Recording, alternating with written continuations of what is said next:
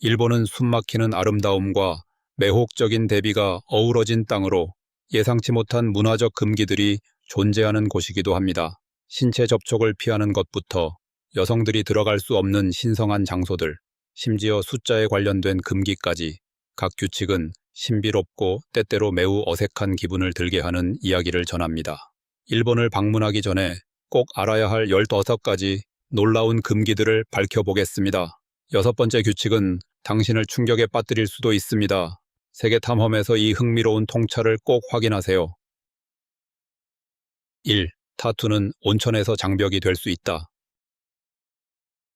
일본에 가서 전통적인 온천을 경험하려고 했을 때 타투가 장벽이 될 수 있다는 사실을 알게 된다면 어떨까요?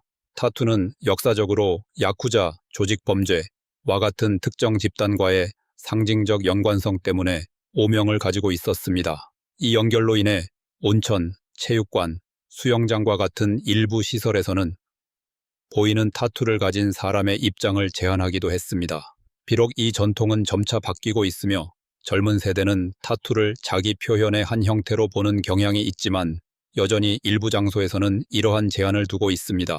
타투가 있다면 타투를 허용하는 장소를 미리 조사하여 존중하는 마음으로 즐거운 경험을 할 수 있도록 준비하세요. 팁을 남기면 길에서 쫓겨날 수 있다. 일본에서는 팁을 주는 것이 불필요할 뿐만 아니라 종종 무례하다고 여겨집니다. 팁을 남기면 직원은 혼란스러워하거나 심지어 그것을 되돌려주기 위해 당신을 쫓아올 수도 있습니다. 일본에서는 팁을 주는 것이 서비스가 스스로 충분하지 않았다는 암시로 받아들여질 수 있으며 이는 서비스 제공자를 불쾌하게 만들 수 있습니다. 일본 문화는 우수한 서비스를 제공하는 것에 큰 가치를 두며 그것에 대해 팁을 주는 개념은 현지 관습과 맞지 않습니다. 대신 손수 만든 선물인 종이학, 오리가미, 꽈이나 꽃다발과 같은 작은 세심한 제스처가 더 선호됩니다.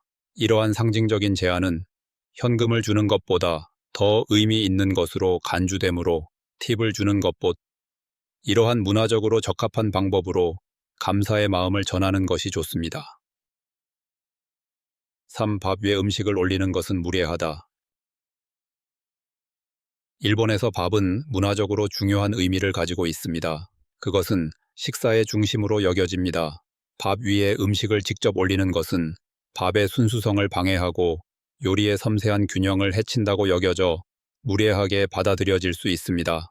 밥은 전통적으로 생명, 순수, 균형의 상징으로 여겨지며 보통 아무것도 올리지 않은 가장 간단한 형태로 먹습니다. 이 관행은 현대 도시 환경에서는 덜 엄격할 수 있지만 전통적인 환경에서는 여전히 중요한 고려사항으로 남아 있습니다. 의도치 않게 누군가를 불쾌하게 만들지 않으려면 공식적인 환경에서는 음식을 밥 위에 올리기보다는 밥 옆에 함께 제공하는 것이 좋습니다. 4. 신체 접촉은 침해처럼 느껴질 수 있다. 일본에서는 신체 접촉을 일반적으로 피하며 특히 낯선 사람이나 아는 사람 사이에서는 더욱 그렇습니다. 악수, 등 두드리기 또는 다른 형태의 신체 접촉은 많은 일본인들에게 침해적이고 불편하게 느껴질 수 있습니다. 개인 공간에 대한 이러한 민감성은 일본 문화에 깊이 뿌리내리고 있습니다.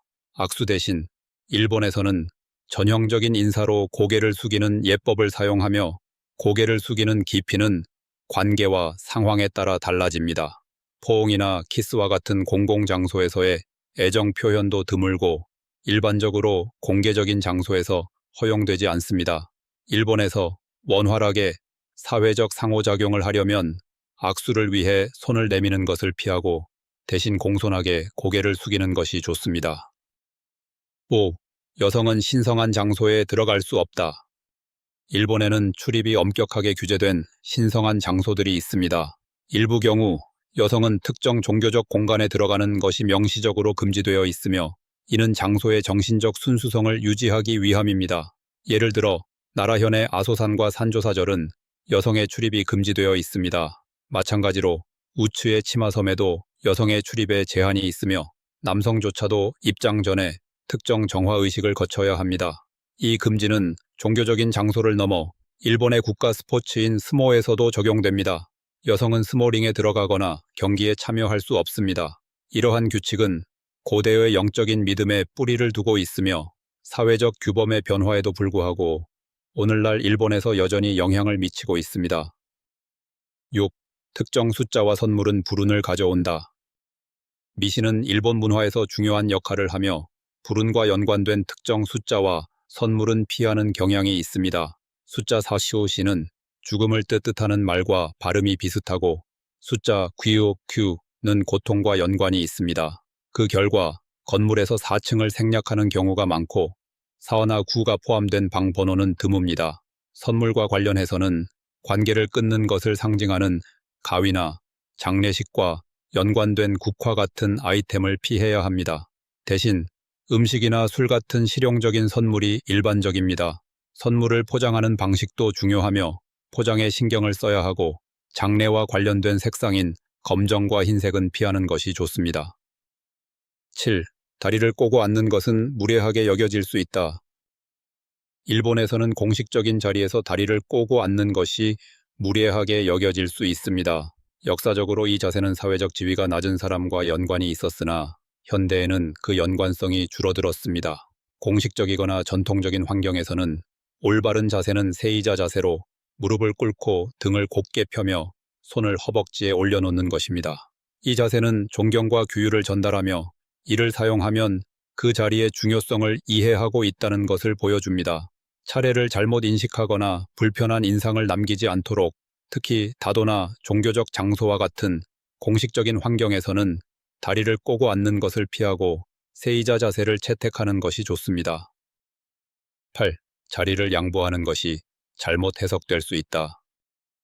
일본에서는 대중교통에서 노인에게 자리를 양보하는 것이 예상대로 감사하게 받아들여지지 않을 수 있습니다. 이 행위는 친절을 나타내려는 의도였지만 때때로 그 사람이 도움이 필요하다는 의미로 해석될 수 있으며 이는 위선적이거나 침해적으로 받아들여질 수 있습니다. 일본의 대중교통에는 노인, 임산부, 장애인 등을 위한 우선석이 명확히 지정되어 있습니다. 이러한 자리가 이미 차 있다면 다른 승객들은 자리를 양보하기보다는 서서 이동하는 것이 일반적입니다. 이는 받는 사람에게 불필요하거나 불편할 수 있다고 여겨지기 때문입니다. 어색함을 피하려면 자리를 양보하려는 가장 존경스러운 방법은 단순히 일어나서 자리를 비키는 제스처를 보이며 떠날 준비를 하는 것이며 누군가에게 직접 자리를 양보하지 않는 것이 좋습니다. 9. 흡연 법률은 엄격하지만 일관되지 않다. 일본은 세계에서 가장 엄격한 금연 규제를 가지고 있으며 2018년 이후로 더욱 강화되었습니다. 학교, 병원, 정부 건물 및 대부분의 실내 공공장소에서는 흡연이 금지됩니다. 그러나 이러한 법률의 적용은 지역마다 다를 수 있습니다. 일부 레스토랑과 배선은 적절한 환기 시스템이 설치되어 있다면 여전히 흡연이 허용되며 이로 인해 현지인과 관광객 모두에게 혼란을 일으킬 수 있습니다. 한편 많은 야외 지역에는 엄격한 금연 정책이 있으며 공원과 공공거리에서 흡연하는 모습을 보면 비판적인 시선이 쏠리기도 합니다. 따라서 방문하는 지역의 흡연 규칙을 정확히 알고 있어야 하며 이를 위반하면 벌금이나 사회적 불쾌감을 초래할 수 있습니다. 심과로사, 과중한 업무의 위험. 과로사, 고로시피는 일본에서 매우 심각하고 비극적인 문제입니다. 이 현상은 1970년대와 1980년대에 급속한 경제 성장기 동안 특히 두드러졌으며 이를 억제하기 위한 노력에도 불구하고 과로는 여전히 큰 문제로 남아 있습니다.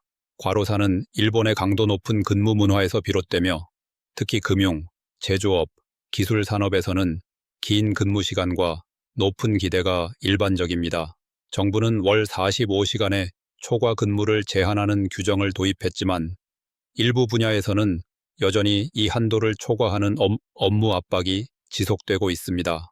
매년 2,000명 이상의 사람들이 업무 관련 스트레스와 피로로 사망하며 이는 일본 근무 문화의 어두운 면을 강조합니다. 젊은 세대는 더 나은 일과 삶의 균형과 휴가 시간을 요구하고 있지만 이 깊이 뿌리내린 사고방식을 극복하는 것은 여전히 큰 도전 과제입니다.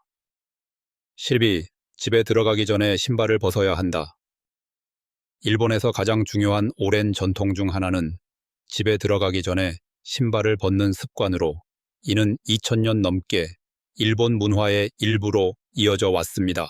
이 의식은 존경과 위생에 깊이 뿌리내리고 있습니다. 신발을 신고 집이나 사원, 특정 전통적인 공간에 들어가는 것은 무례한 것으로 여겨지며, 특히 다다미와 같은 섬세하고 쉽게 오염되는 바닥이 있을 때 더욱 그렇습니다. 청결을 유지하는 방법일 뿐만 아니라 들어갈 공간에 대한 존경의 표시이기도 합니다. 누군가의 집이나 심지어 직장을 방문할 때 입구에서 신발을 벗는 것을 기대할 수 있으며, 때때로 슬리퍼를 제공받을 수도 있습니다. 화장실에는 위생적인 이유로 별도의 슬리퍼가 마련되어 있는 경우가 많으므로 이러한 관습을 잘 지켜서 오해를 피하는 것이 중요합니다. 12. 걸으면서 먹는 것은 무례하게 여겨진다. 일본에서는 걸으면서 먹거나 대중교통에서 음식을 먹는 것이 일반적으로 무례하고 방해가 된다고 여겨집니다. 이 문화적 규범은 음식을 조용하고 지정된 공간에서 먹으며 그 음식과 경험에 집중하는 것의 중요성을 강조합니다.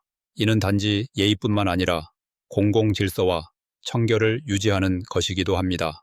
대중에서, 특히 이동 중이나 교통수단에서 음식을 먹는 것은 불쾌하거나 비위생적이라고 여겨질 수 있으며, 개인과 공공공간을 깔끔하게 유지하는 나라에서 더욱 그렇습니다. 밖에서 배고플 때는 앉아서 지정된 식사 공간이나 레스토랑에서 식사를 즐기고 나서 하루를 계속하는 것이 좋습니다. 13. 음식을 젓가락으로 전달하지 않는다. 일본에서 가장 중요한 식사 예절 중 하나는 젓가락 사용에 관한 것입니다. 특히 음식을 한 쌍의 젓가락에서 다른 쌍의 젓가락으로 전달하는 것은 큰 실수로 여겨집니다. 이 관습은 일본의 장례의식에서 유래되었으며, 화장의식 중 고인의 뼈를 한 쌍의 젓가락에서 다른 쌍의 젓가락으로 전달하는 것이 일반적입니다. 따라서 이 행위는 죽음의 징조로 여겨지며 사회적인 자리에서는 피하는 것이 좋습니다. 또한 젓가락을 밥그릇에 세워 놓는 것도 심각한 위반으로 간주되며, 이는 장례식에서의 향을 바치는 행위와 비슷하게 여겨집니다. 젓가락에 대한 이러한 금기는 일본에서 음식을 대하는 깊은 존경과 식사 전통을 강조하며, 사회적인 불쾌감을 피하고 다른 사람을 불쾌하게 만들지 않기 위해 꼭 지켜야 할 중요한 규칙으로 여겨집니다. 14. 인형을 버리는 것은 불운을 초래할 수 있다. 일본 문화에서 인형은 종종 소유자와 영적 연결을 가지고 있다고 여겨지며, 특히 사람을 닮은 인형은 소유자의 영혼의 일부를 담고 있다고 믿어집니다. 따라서 이러한 인형을 무심코 버리는 것은 깊은 불경스러운 행위로 간주될 수 있습니다. 일부 경우 사람들은 인형을 존경스럽게 처분하기 위해 사원에서 정화의식을 행하며, 이는 부정적인 에너지나 불운을 피할 수 있도록 도와줍니다. 일본 여행 중에 인형을 구입했다면 그것을 소중히 다루고 버리기 전에 다시 한번 생각하는 것이 중요합니다. 이 관습의 중요성은 일본 문화와 영성의 깊이를 강조하며, 인형과 같이 간단해 보이는 물건조차도 존중과 신중함을 가지고 대해야 함을 보여줍니다. 15. 밤에 휘파람을 부는 것은 불운을 초래할 수 있다. 일본에서는 밤에 휘파람을 부는 것을 피하는 것이 일반적입니다. 이는 불운을 초래하거나 악령을 불러들인다고 믿어지기 때문입니다. 이 미신은 옛 일본의 민속에서 비롯되었으며, 밤에 휘파람을 부는 것이 뱀이나 장난꾸러기 영혼들을 끌어들일 수 있다고 여겨졌습니다. 이 믿음은 매우 널리 퍼져 있어서 많은 사람들이 밤에 휘파람을 부는 것을 불길한 징조나 원하지 않는 주의를 끌게 되는 것과 연관지어 심각하게 생각합니다. 역사적으로 휘파람은 비밀스럽거나 음험한 목적을 위한 은밀한 의사소통의 형태로도 여겨졌습니다. 불행이나 다른 사람들을 불편하게 만들지 않기 위해서는 영혼들이 덜 활동적이라고 믿어지는 낮 시간에 휘파람을 부는 것이 좋습니다. 이것들은 일본에서 발견할 수 있는 놀라운 문화적 금기들 중 일부에 불과합니다. 여러분에게 가장 충격적인 것은 무엇인가요? 댓글로 생각을 나누고 더 많은 문화적 탐구를 원하시면 좋아요와 구독을 잊지 마세요.